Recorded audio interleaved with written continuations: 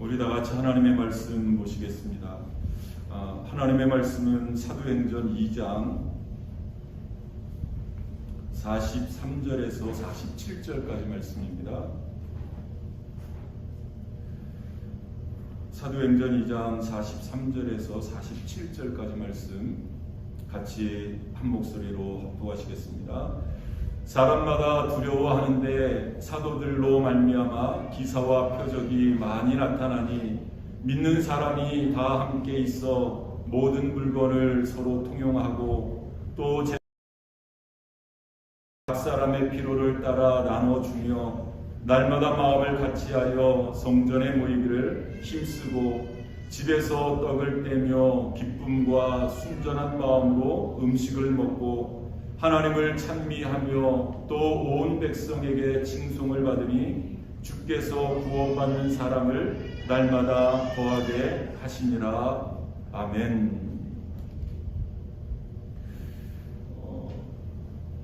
이 세상을 변화시킨 이 초대교회의 파워, 이 힘이 어디에서 나왔을까? 어떻게 그런 적은 숫자, 또 그렇게 크지 않은 그러한 교회들이 무슨 힘으로 세상을 그렇게 변화시킬 수 있었을까? 우리가 지난 시간에는 그 힘의 원동력이 이 성령이었음을 우리가 말씀을 통해서 나누었고요. 그런 성령의 충만함을 받은 사람들을 통해서 하나님께서 하나님의 나라 확장을 위해서 또 하나님의 나라가 이 땅에 임하게 하는데 또 사용하신 중요한 기관이 하나 있습니다. 그것은 바로 가정입니다. 이 가정을 통해서 하나님께서는 세상을 변화시키셨다라는 그러한 말씀입니다. 초대교회 성도들은 일주일에 한 번, 주일날 이렇게 예배당에 모여서 예배 드리는 것으로 어떤 그 영적인 만족감을 채울 수가 없었습니다. 그래서 그들은 성전에서 모이고 또 집에서 모이고 제가 이 말씀을 이렇게 준비를 하면서 물론 그 2000년 전의 초대교회 상황하고 지금 2000년이 지난 21세기를 살아가는 이 상황하고는 물론 조금 다를 수는 있습니다. 그래서 그때 당시에는 집에서 이렇게 모임을 가졌다라고 성경이 기록을 하고 있고 또 그 집에서 모인 그 모임을 통해서 이 세상을 변화시킬 수 있었다고 한다면 지금은 이것을 어떻게 우리 삶에 맞게 적용을 시킬까? 물론 성경에 나와 있는 그대로 가정에서 모임을 가짐으로 말미암아서 또 거기에서 얻은 힘을 가지고 그 원동력을 가지고 세상을 변화시킬 수도 있겠습니다만은 이것은 어떤 절대적인 어떤 그런 진리의 문제가 아니라 좀 이렇게 우리 삶에 어떻게 적용을 시키느냐에 대한 적용의 문제인 것 같습니다. 그래서 꼭 가정에서 모임을 가져야 되면 그것보다 더 좋은 것은 없겠고요. 그것뿐만 아니라 또 우리가 작은 모임, 그 모임이 어떤 교회에서 예배 주일 우리가 흔히 이야기하는 대예배, 이 예배를 마치고 소그룹으로 이렇게 어떤 교회에서 모이든지 아니면 카페에서 모이든지 아니면 또 가정에서 모이든지 어떤 또 다른 장소에서 이런 모임 그렇게 우리가 적용을 시켜볼 수 있겠습니다. 어찌됐든 이 초대교회 성도들은 주일날 한 번 모이는 것으로 만족할 수가 없었습니다. 그래서 또다시 집에서 모이고 또다시 모임을 갖는 그런 시간을 가졌다는 거죠. 오늘 본문 46절 말씀을 보면 날마다 마음을 같이하여 성전에 모이기를 힘쓰고 집에서 떡을 떼며 기쁨과 순전한 마음으로 음식을 먹고 라고 기록을 하고 있습니다. 이렇게 했더니 이렇게 주일날 모이고 또다시 모임을 가져서 집에서 또다시 모임을 갖고 떡을 떼며 하나님의 말씀을 나누고 그런 모임을 가졌더니 그 결과가 어떻게 됐느냐. 그 47절 말씀 보면은요. 하나님을 찬미하며 또 온 백성에게 칭송을 받으니 주께서 구원받는 사람을 날마다 더하게 하시니라. 교회 성도들이 가정을 중심으로 가정을 중심으로 날마다 삶의 현장에서 이웃들을 구원하고 뿐만 아니라 그 이웃들에게 칭송을 받을 수 있었던 것은 바로 그들의 집을 교회의 역할을 위해서 오픈했다는 거죠. 개방을 했다. 그래서 이 초대교회의 놀라운 역사들이 일어날 수 있었다라는 말씀입니다. 다시 말하면 그들의 집이 하나님 사역의 중심이 되어졌다라는 말씀입니다. 하나님 사역의 중심이 되어졌다.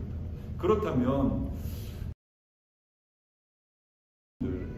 또 2021년도를 살아가는 저와 여러분들은 이 어떻게 하나님의 나라 확장을 위해서 우리가 해야 될까?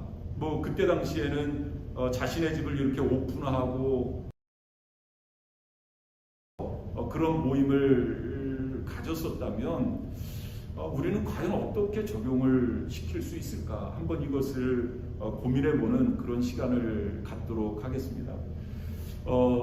물론 중요한 것은 이러한 역사가 있기 위해서는 먼저 집을 오픈해야 됩니다. 그러면 여기서 말하는 이 집, 뭐 단순히 그 어떤 이 모임의 형태를 이야기를 한다면 이 사실 요즘 같은 시대에 뭐 이렇게 집을 뭐 이렇게 오픈하기가 사실은 쉽지가 않지 않습니까? 뭐 또 이 자신들의 어떤 사생활도 있고 뭐 여러 가지 쉽지 않은 그런 상황임에는 틀림없습니다. 그럼에도 불구하고 그때 초대교회 당시에는 이런 가정들을, 이런 집들을 오픈했다는 겁니다. 개방했다는 겁니다. 열었다는 겁니다. 그래서 그 집에서 모임을 갖게 되어졌고 그 모임을 통해서 하나님의 임재를 경험하게 되어졌고 그 모임을 통해서 치유가 되어졌고 그 모임을 통해서 위로받고 그래서 거기에서 얻은 원동력을 가지고 세상을 변화시킬 수 있었던 그런 힘이 생겨났다라는 말씀입니다. 어찌됐든 초대교회 당시에는 이런 가정에서 모이는 그 모임을 통해서 교회가 생겨났습니다. 여러분, 뭐 우리가 이미 뭐 한 몇 달간에 거쳐서 이 요한계시록에 나오는 초대교회를 우리가 쭉 살펴보았고요. 뿐만 아니라 사도행전 말씀에 나오는 그러한 교회들을 우리가 쭉 살펴보았습니다. 거의 대부분의 교회들이 처음에 시작할 때 이렇게 가정에서 시작되었음을 우리는 잘 알 수 있습니다. 여러분, 마가 시작되어졌고 물론 이 체험을 하게 되어졌고 그 마가 다락방이 어떤 교회의 시초가 되어졌고 뭐 그런 사람들이 모여서 예루살렘 교회를 형성할 수가 있었습니다. 뿐만 아니라 루디아의 집에서 이 빌립보 교회가 탄생되어졌고 그리고 브루스길라와 아굴라의 집에서 에베소 교회가 태어나고 그리고 눈바의 집에서 라오디게아 교회가 생겨나고 그리고 빌레몬이라는 사람의 집에서 이 골로새 교회가 시작되어졌습니다. 그러니까 이 초대교회의 대부분의 교회들은 이 가정에서부터 이렇게 시작되어졌음을 우리는 잘 알 수 있습니다. 여러분 한번 빌레몬서 1장 1절에서 2절 말씀을 한번 보시기를 바랍니다. 빌레몬서 1장 1절에서 2절 말씀입니다. 한번 같이 읽어보겠습니다. 그리스도 예수를 위하여 갇힌 자 된 바울과 및 형제 디모데는 우리의 사랑을 받는 자요 동역자인 빌레몬과 자매 아비아와 우리와 함께 병사된 아키포와 내 집에 있는 교회에 편지하노라. 내 집에 있는 교회, 그 교회가 바로 빌립보 교회입니다. 빌립보. 그리고 이 빌레몬서 1장 1절에서 2절 말씀에 등장하는 이 사람들은 뭐 물론 이제 성경학자들의 추정이긴 합니다만은 아마 이 빌레몬의 가족이지 않나라고 그렇게 생각을 하고 있습니다. 아비아는 아마 빌레몬의 아내로 추정이 되어지고요. 그리고 아키포, 이 아키포라는 이 젊은이는 아마 빌레몬의 아들이었으리라 그렇게 생각이 되어집니다. 그런데 이 사도 바울이 이 빌레몬의 아들이었었던 아키포를 가리켜서 병사라, 우리와 함께 병사된 아키포라고 그렇게 소개를 하고 있습니다. 아마 이 아키포는 이 좋은 가정 환경의 영향으로 말미암아서 이 사도 바울과 함께 그리고 사도 바울과 함께 그 선교 활동을 했었던 그 사람들과 함께 좋은 그리스도의 군사가 되지 않았나라고 그렇게 생각이 되어집니다. 좀 전에 말씀드렸듯이 우리가 가정을 이렇게 뭐 개방한다든지 가정을 오픈하게 되면 많은 어려움이 있습니다. 먼저는 뭐 우리의 사생활이 위축되어질 수 있고요. 뿐만 아니라 많은 사람들이 이렇게 드나들면서 뭐 또 경제적인 뭐 이렇게 찾아오면 그냥 뭐 돌려보낼 수 있겠습니까? 뭐 밥이라도 해 먹고 뭐 간식이라도 먹고 그러면 뭐 경제적인 어려움도 따를 수 있습니다. 그러나 동시에 그런 어려움만 있는 것이 아니라 동시에 여러분 그 가족들이 그 가정의 한복판에서 일어나는 그러한 어떤 놀라운 하나님의 역사, 이 가족 구성원들이 그들이 모여서 함께 기도하는 그러한 기도의 모습을 그들이 눈으로 볼 것 아니겠습니까? 뿐만 아니라 그들이 모여서 함께 찬양하고 또 함께 말씀을 나누고 함께 삶을 나누면서 서로 용서하고 서로 위로받고 서로 치유되어지는 그러한 놀라운 경험들을 가족 구성원들이 경험할 수 있게 되는 것 아니겠습니까? 뿐만 아니라 예수를 믿지 않던 사람들이 그 모임에서 예수를 믿고 변화되어지는 그러한 모습들을 목격하게 되어진다는 거죠. 목격하게 되어진다는 거죠.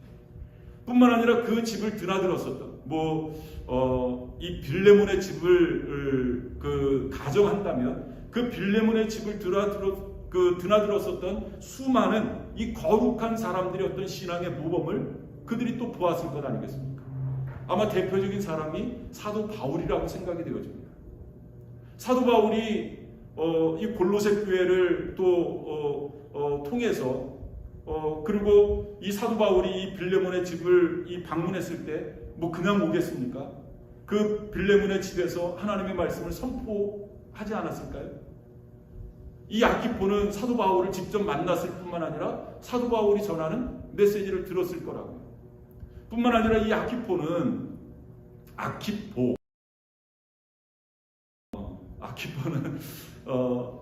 이 오네시모라는 사람, 여러분 이 오네시모라는 사람은 이 빌레몬의 종이었을 뿐만 아니라 그 빌레몬이 주인이었음에도 불구하고 그 빌레몬의 어떤 재산을 좀 이렇게 축냈었던 이 손해를 끼쳤었던 그러한 사람 아니겠습니까? 그런데 그 빌레몬이 회개하고 돌아왔다고. 그래서 그 빌레몬이 어떻게 하나님 앞에 회개를 하고 어떻게 변화되어졌는지 그리고 어떻게 하나님께 쓰임받는 그런 성자가 되어졌는지를 이 아키포는 두 눈으로 똑똑히 보았을 거라고. 여러분 이러한 경험은 이것은 어떤 학교 교육을 통해서 경험할 수 없는 학교 교육을 통해서 얻을 수 없는 너무나 중요한 경험 아니겠습니까? 이런 경험을 통해서 아키포는 결국 하나님의 군사가 되어질 수 있었고 또 영적인 병사로 성숙해 갈 수 있었다. 여러분 그렇다면 우리가 우리 집을 뿐만 아니라 서두에도 말씀드렸습니다마는 꼭 그것을 어떤 집으로 한정 지을 것이 아니라 우리가 이런 작은 모임들, 이 소그룹 모임들을 통해서 그 모임을 갖는다면 그 모임이 우리 자신을 위해서 뿐만 아니라 우리 가족들 또 우리 자녀들 뿐만 아니라 내가 속해 있는 그 마을, 그 동네 결국에는 그것이 하나님의 나라를 위해서 주님을 위해서 얼마나 필요하고 얼마나 유익하고 얼마나 중요한 일인가 우리가 이것을 깨달을 수 있어야 될 줄 믿습니다. 여러분 초대교회는 다시 한번 말씀드립니다만 큰 건물도 없었습니다. 지금처럼 전체 인구의 몇 퍼센트가 되는 그러한 많은 성도들, 많은 어떤 그리스도인들이 있었던 때도 아니었습니다. 적은 숫자의 그리스도인들, 그리고 그렇게 크지 않은 건물을 가진 가정교회에서 모인 그 모임이 얼마나 크겠습니까? 특별히 큰 건물도 없는 그때 당시에 이 초대교회가 세상을 변화시킬 수 있었던 그 원동력이 바로 여기 있다. 여러분 이것을 한번 우리가 깨달았으면 좋겠고요. 뿐만 아니라 우리의 삶 속에서 이것을 어떻게 적용시킬까를 한번 우리가 고민해보는 그런 시간이 되어졌으면 좋겠습니다. 두 번째로 그렇게 적은 숫자가 또 그렇게 크지 않은 교회가 세상을 변화시킬 수 있었던 원동력이 어디 있느냐. 여러분 오늘 본문 46절 말씀을 한번 보시길 바랍니다. 이 46절 말씀을 보면 이런 말씀으로 시작되어집니다. 날마다 마음을 같이하여, 날마다 마음을 같이하여 라는 말씀으로 시작되어지고요. 그리고 순전한 마음으로 음식을 먹고 라는 말씀으로 마무리가 되어지고 있습니다. 날마다 마음을 같이했다. 모일 때마다 마음이 흩어지는 것이 아니라 마치 같이 했다. 같은 마음으로 모였다는 겁니다. 그 같은 마음이 어떤 마음이었었느냐? 순전한 마음이었었다는 거죠. 어떤 내 욕심을 채우기 위한, 어떻게 하면 저 사람을 좀 이렇게 짓밟고 짓누르고 좀 내가 이렇게 좀 높아질 수 있을까? 내 이름을 좀 이렇게 드러낼 수 있을까? 나를 드러내려고 하는 어떤 이기심, 그런 욕심이 아니라 순전한 마음으로 모인 겁니다. 순전한 마음.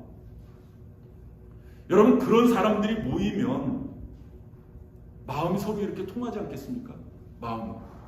뭐 특별한 말을 하지 않아도, 그냥 이렇게 이 만나면 서로 그냥 마음이 이렇게 통하는 거예요. 마음이. 이 초대교회 성도들이 적은 숫자를 가지고 세상을 변화시킬 수 있었던, 그리고 세상에 선한 영향력을 끼칠 수 있었던 원동력이 어디 있느냐? 바로 이 마음을 여는 나눔이 있었다. 서로 마음이 통하는 그러한 모임으로 그 세상을 이겨낼 수 있었다라는.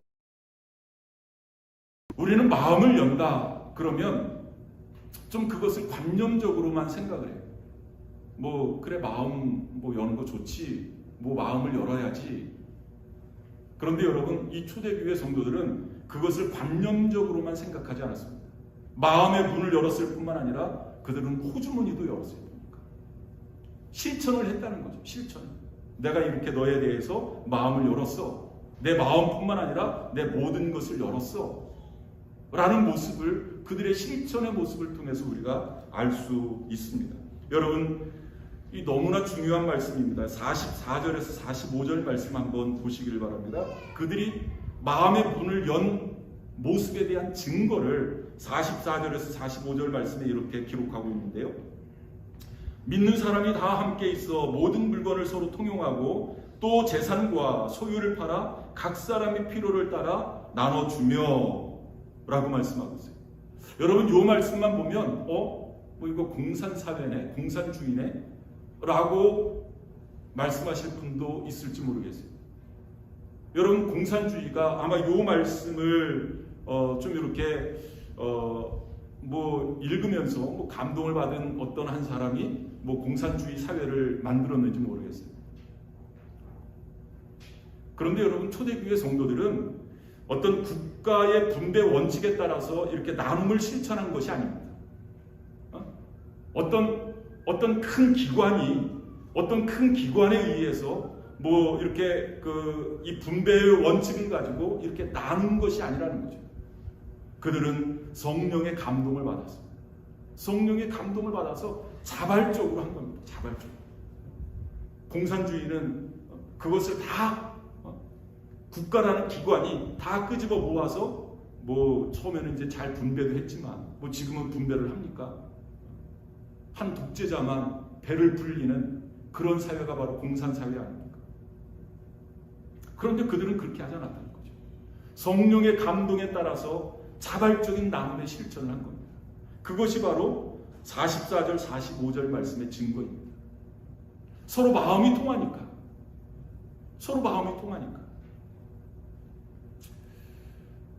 여러분 많은 신학자들이 또 많은 성경학자들이 또 많이 그 교회사를 연구하는 그러한 학자들이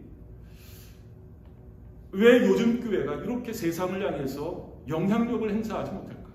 왜 이렇게 교회들이 힘을 잃어버렸을까? 많은 원인을 분석하고 거기에 따른 뭐 많은 이 자료를 제시를 합니다. 뭐 여러 가지 이유가 있겠습니다만은 저는 오늘 이 말씀을 준비하면서 그렇구나. 교회가 세상을 향해서 영향력을 잃어버린 가장 큰 원인이 바로 여기구나. 바로 여기. 교회에 모여도 같은 주님을 섬김에도 불구하고 사랑을 이야기함에도 불구하고 마음이 통하지 않는 거야. 마음이 통하지 않는 거야. 열이면 열, 다 마음이 달라. 여러분, 오늘 본문 46절 말씀에 보면 날마다 마음을 같이 하여 라고 말씀하고 있잖아요. 마음이 좀 같아야 되는데, 마음이 좀 통해야 되는데, 마음이 통하지 않는 거예요. 마음이 통하지 않는 거예요. 그리고 이 순전한 마음으로 모임을 갖지 못하는 거예요. 그 모임에서 어떻게 하면 좀 내가 높아질까? 어떻게 하면 좀 내 욕심을 챙길까? 어떻게 하면 좀 다른 사람들에게 인정받을까? 이런 이기심, 이런 욕심의 마음이 있기 때문에 서로 마음이 통하지 않는 겁니다. 서로 마음이 통하지 않는 겁니다. 여러분, 교회가 힘 있는 교회가 되려면 먼저 마음이 통해야 될 줄 믿습니다. 마음이 통해야. 마음이 통하는 사람들끼리 모이면 되지 않을까? 여러분, 그렇지 않습니다. 마음이 통하는, 여러분 부부라도 마음이 사랑해서 결혼해서 10년, 20년을 살았지만 부부라고 마음이 통합니까? 여러분, 그렇지 않습니다. 성령 받은 사람들이 성령의 역사함으로만 이 마음이 통하게 되어질 줄 믿습니다. 그 소통형 인간이라는 책을 쓴 이 김창욱 대표가 이런 이야기를 했어요. 통하지 않으면 통한다. 많이 들어본 그런 말인데, 통하지 않으면 통한다. 먼저 통이라는 것은 이렇게 어떤 소통, 이렇게 통로할 때 그런 통자이고요. 그리고 이 마지막에 쓴 그 통은 고통할 때 쓴 고통이라는 의미의 통입니다. 그러니까 서로 소통하지 않으면 괴롭다는 겁니다. 고통스럽다는 겁니다. 부부지간도 마찬가지고, 부모와 자식 간에도 마찬가지고, 성도 간에도 마찬가지고, 또 성도와 목회자 간에도 마찬가지고. 통하지 않으면, 소통하지 않으면 이 고통스러울 수밖에 없다. 그런데 이 초대교회 성도들은 날마다 마음을 같이 하고, 또 모일 때마다 순전한 마음으로 서로 떡을 떼고 마음을 나눌 수 있습니다. 이 어느 집의 딸이 엄마에게 이렇게 이야기를 합니다. 하루는 너무나 힘들어서 엄마 나 힘들어, 그렇게 이야기를 했대요. 그랬더니 엄마가 그 이야기를 듣고 이렇게 대답을 했대요. 너만 힘드니? 나도 힘들어. 야, 지금 힘들지 않은 사람이 어디 있어? 다 힘들어. 그리고 엄마가 너만 할 때는 지금 이것보다 훨씬 더 힘든 일이 많았어. 그래도 다 참고 견뎠거든. 너는 지금 팔자가 좋은 줄 알아. 팔자가 좋은 줄 알아. 엄마의 그런 이야기를 듣고 딸이 그 다음부터 엄마한테 엄마 나 힘들어 하면서 좀 이렇게 속마음을 이야기할 수 있었을까요? 그때부터 소통이 이 통로가 딱 막혀버리는 거예요. 엄마 나 힘들어 라고 이야기할 때 엄마가 그러니? 얼마나 힘드냐? 내가 미처 내 마음을 헤아리지 못했구나. 너 힘든 거 엄마한테 좀 이야기해 줄래? 우리 그 문제를 가지고 함께 기도하자. 물론 엄마도 힘들지요. 힘들죠. 그런데 좀 그렇게 이야기하면 좀 이렇게 서로 이렇게 소통되어지지 않을까. 그런데 이런 일들이 가정에서뿐만 아니라 교회에서 일어나고, 성도와 성도 간에 뿐만 아니라 목회자와 성도 간에 서로 소통하지 못하는 그런 모습. 그래서 교회가 갈등하게 되죠. 가정에도 갈등이 일어나고, 너무나 안타까운 그런 모습이 아닐 수 없습니다. 여러분, 그래서 이런 작은 모임, 이런 가정 모임을 통해서 이런 서로 먼저 좀 이렇게 소통할 수 있는, 서로 또 좀 이렇게 마음을 나눌 수 있는 그런 훈련이 먼저 연습되어져야 됩니다. 그래야 교회가 다시 한번 힘을 얻어서 세상을 변화시킬 수 있는 그런 능력 있는 교회가 되어질 수 있다. 바로 초대교회죠. 비록 작지만, 비록 뭐 많이 가진 것은 없지만 초대교회가 세상을 변화시켰던 거죠. 그런 모임을 통해서 힘을 얻은 교회가 세상을 변화시킬 수 있다라는 말씀입니다. 마지막 세 번째로 이 초대교회는 어떻게 그렇게 세상을 향해서 영향력을 행사할 수 있었을까? 그리고 그들이 모일 때마다 어떤 모임을 가졌길래 그 모임을 통해서 그런 힘을 얻을 수 있었을까? 여러분, 그들이 모여서 서로 마음의 문을 열고 서로 한풀이를 하는 거예요. 나 이런 힘든 일이 있었어. 나 이렇게 상처를 받았어. 하면서 서로 뭐 이렇게 막 그 이야기를 하고 한풀이를 문제가 해결되어지던가요? 물론 잠깐 동안에는 어떤 막 그렇게 한풀이를 하면 어떤 좀 이렇게 카타르시스 같은 것을 느낄 수도 있어요. 막 그렇게 한풀이를 하고 하소연을 하면 잠깐의 스트레스는 해소되어질 수 있습니다. 그런데 근원적인 문제가 해결되어지냐 말이죠. 그렇게 해서 여러분, 모임을 가져서 우리가 그 모임을 갖는 어떤 형태가 그냥 모여서 서로 먹고 마시고 서로 뭐 막 그 삶을 나누는 그런 형태가 그냥 어떤 한풀이 하듯이, 어떤 하소연 하듯이 그런 것으로 끝나버리면 잠깐 동안에는 뭐 스트레스가 해소되어질지는 모르지만 근본적인 문제가 해결되어지지 않는다는 거죠. 근본적인 문제. 여러분, 우리의 그런 한을, 우리의 그런 상처를 근본적으로 치유해 주실 수 있는 그분을 우리가 만나야 된다는 거죠. 그 모임을 통해서. 여러분, 그분이 누구십니까? 바로 하나님 아니십니까? 그 모임을 통해서 그렇게 상처를 나누고 뭐 삶을 나누고 그러면서 그 문제를 근본적으로 치유해 주실 수 있는 그 하나님에 대한 묵상과 그 하나님에 대한 경배가 있어야 됩니다. 그것을 이 사도행전에서는 뭐라고 이야기를 하냐면 성찬이라고 이야기를 합니다. 성찬. 여러분, 성찬이 무엇입니까?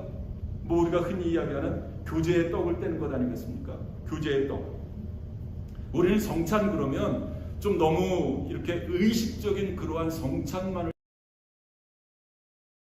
더 중요한 초점이 있다면 우리를 죄에서 구원하시기 위해서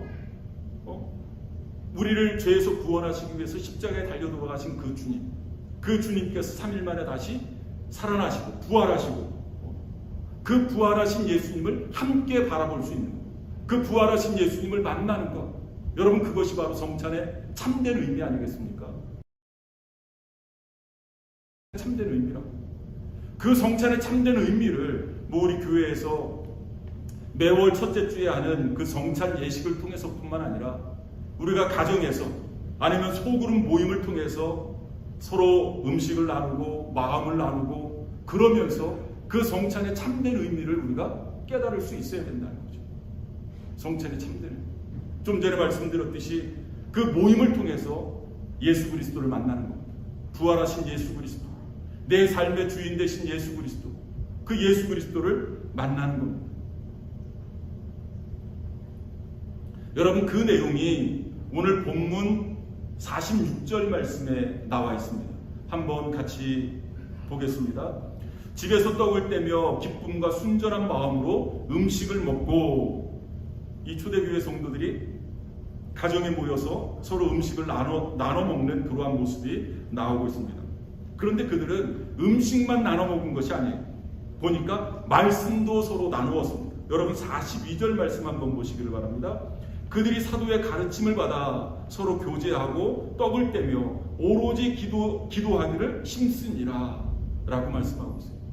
그들이 주일날 모여서 하나님의 말씀을 듣습니다. 뭐 사도를 통해서라든지 아니면 장로를 통해서라든지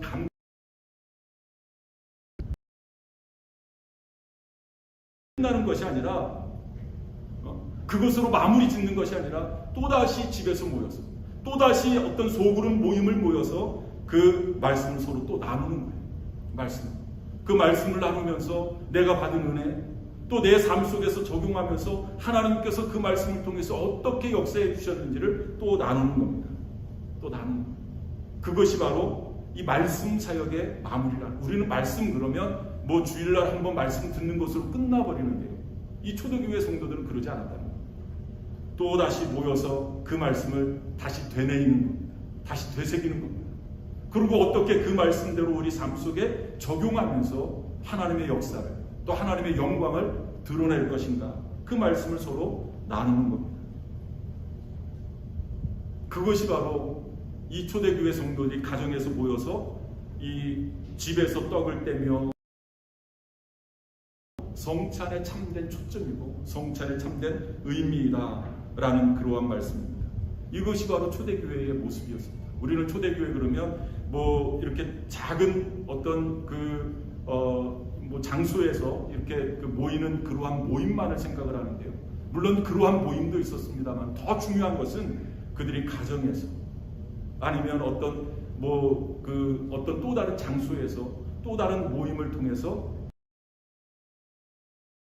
할 수가 있었다라는 그러한 말씀입니다. 이런 삶을 살았더니 하나님의 나라가 놀랍게 확장되어졌습니다. 이런 삶을 살았더니 그들의 삶이 먼저 변화를 갖게 되어졌고요.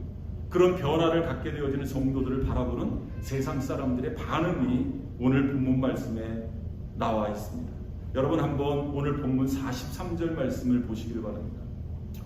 이렇게 모일 때마다 떡을 떼고 하나님의 말씀을 나누고 서로 기도하고 서로 위로하고 마음을 나누고 삶을 나누는 이런 아름다운 성도들의 모습을 세상 사람들이 보고 어떤 반응을 보였느냐. 43절 말씀 보니까요. 사람마다 두려워하는데 사도들로 말미암아 기사와 표적이 많이 나타나니 이 두 가지 반응을 보입니다.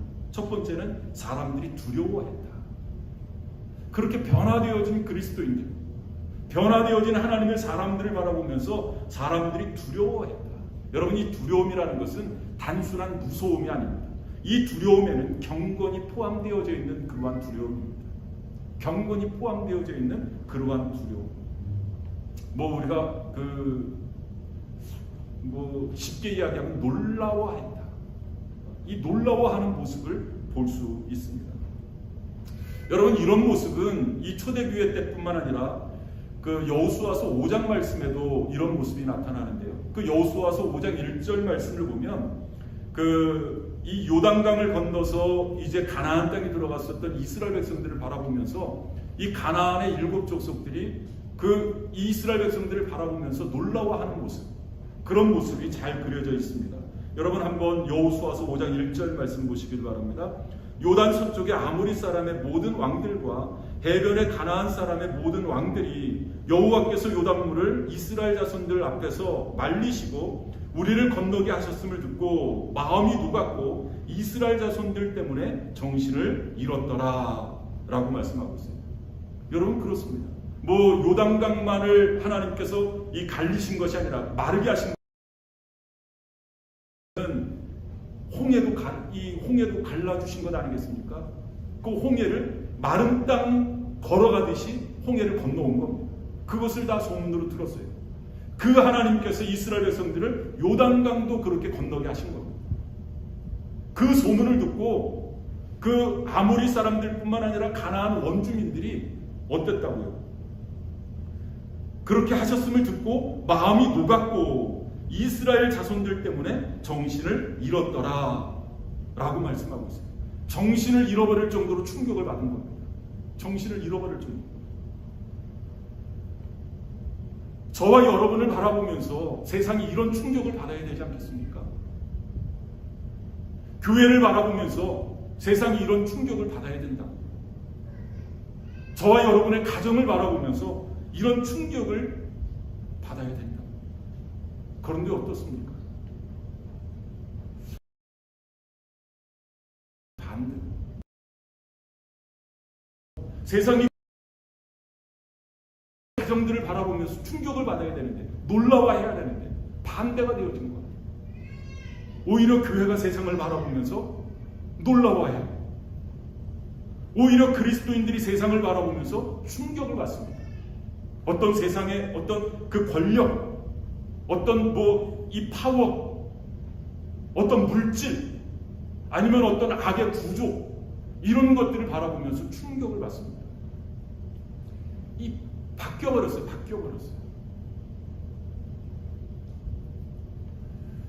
왜 그럴까? 물론 기독교에는 뭐 돈도 없습니다. 권력도 없습니다. 어떤 세력도 없습니다. 어떤 무기도 없습니다. 그런데 우리에게 있는 것이 있잖아요. 우리에게 있는 것. 바로 예수 그리스도. 바로 아버지 하나님. 전능하신 아버지 하나님.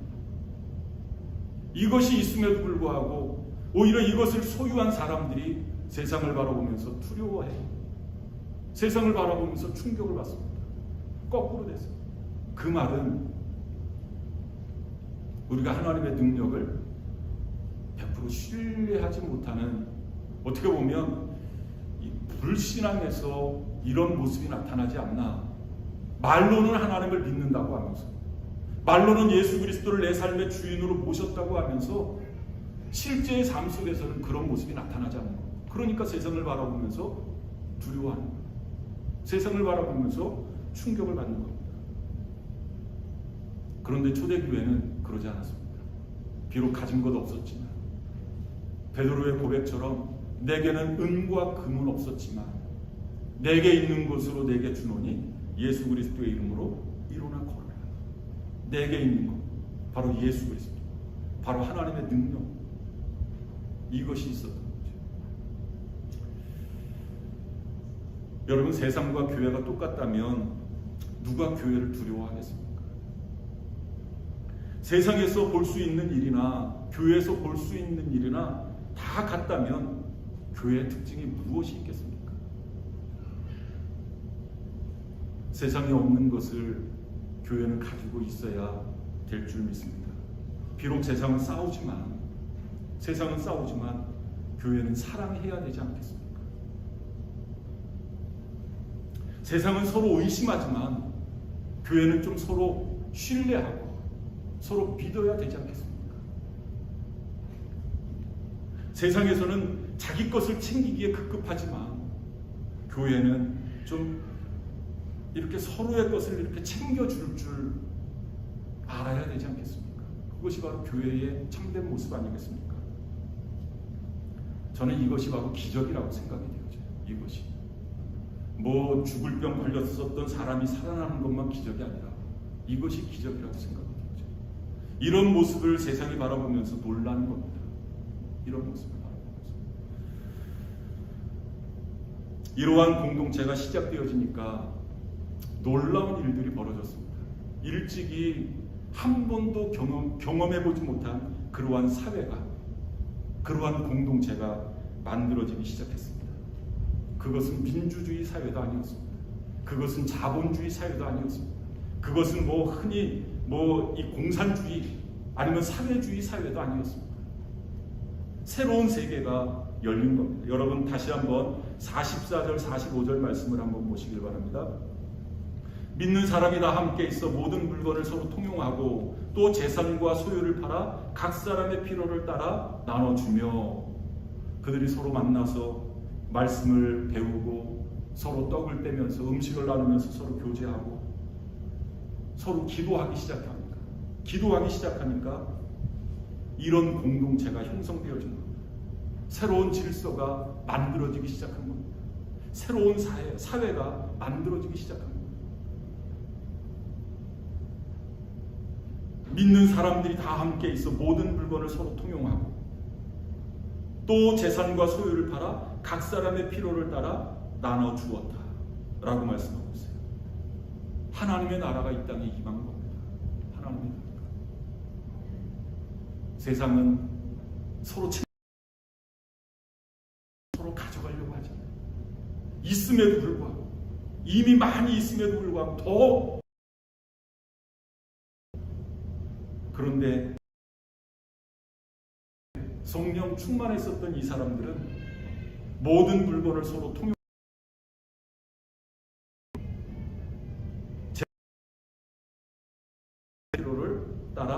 나눠주며라고 말씀. 통한 그런 사회가 만들어진 겁니다. 이런 사회가 바로 하나님의 사회고, 이런 사회가 바로 성령 사회 아니겠습니까? 우리는 이렇게 그 신앙생활하면서 참 안타까운 것은, 좀 친해지면 이렇게 서로 마음도 주고 또 삶을 이렇게 서로 나누면서 이렇게 그 친해지는 그런 성도들의 모습을 보잖아요. 참 좋다, 그런 생각을 하게 되는데 어느 순간 관계가 확 깨져버립니다. 정말로 안타까운 것은, 우리가 이렇게 좀 그 신앙생활하면서 또 같이 교회생활하면서 친해지면 좀 서로 배려하고 서로 존중하고 좀 이렇게 매너를 지켜야 되는데, 좀 전에처럼 이렇게 가정에서 모이고, 여러분 가정에서 모이다 보면 그 어떤 집안에 옛말로 하면 숟가락이 몇 개인지 젓가락이 몇 개인지 이런 거 다 꼬치꼬치 알잖아요. 그러면 좀 그 사람의 아픔이라든지 또 그 사람의 상처라든지 그 사람의 어떤 약점, 장점 이런 것들이 있으면 서로 그것을 이렇게 좀 보호해주고 배려하고 서로 존중하고 그래야 되는데, 이런 것들이 좀 부족한 것 같아요. 그래서 어느 순간에는 너무나 가깝고 참 좋은 관계였었는데 한순간에 깨져버리는 경우가 굉장히 많습니다. 여러분 고린도전서 13장 사랑장이라고 하잖아요. 사랑은 무례히 행치 아니한다. 어떻게 보면 말로는 사랑한다고 했는데 성경이 말씀하고 있는 진정한 사랑은 아니었습니다. 진정한 사랑이 아니었습니다. 정말로 사랑하면 무례히 행치 않는 겁니다. 정말로 사랑하면 서로가 서로를 존중하는 겁니다. 사랑하는데 어떻게 나이 어린 사람이 나이 많은 사람에게 함부로 이야기할 수 있습니까? 사랑하는데 나이 많은 사람이 어떻게 나이 어린 사람을 짓누르려고 할 수 있냐? 그럴 수 없습니다. 사랑하면 나이 어리면 나이 많은 사람, 나이 어린 사람에 대해서 서로 배려하는 겁니다. 서로 배려하는 겁니다. 가까우면 가까울수록 서로 존중하는 겁니다. 여러분, 이것이 성경이 말씀하고 있는 진정한 사랑 아니겠습니까?